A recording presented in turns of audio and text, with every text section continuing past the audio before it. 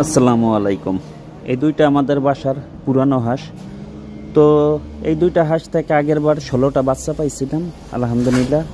ওই বাচ্চাগুলি এখন বড় হয়ে গেছে। তো এখন আবারও 2-1 দিনের মধ্যে হয়তো ডিম দিবে, ওই রকমই ভাব দেখতেছি। তাছাড়া হাঁসটা ধৈরা দেখি অনেক ওজন।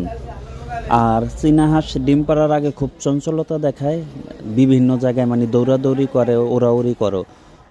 এই সিমটমগুলো দেখলেই বোঝা যায় যে চীনা হাঁস ডিম দিব।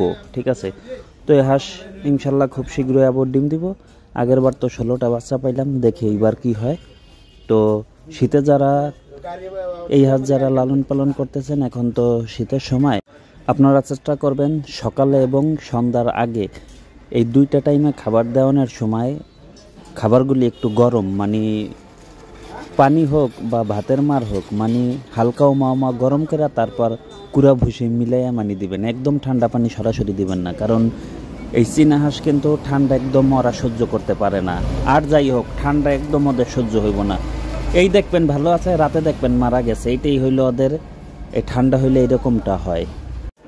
তো আমার মেল হাঁসটার ওজন হইলো গিয়ে 5 কেজি, আর ফিমেল হাঁসটার ওজন আছে প্রায় 2 কেজি প্লাস আছে। তো আপনারা সবাই দোয়া করবেন হাঁস থেকে যেন খুব শীঘ্রই ডিম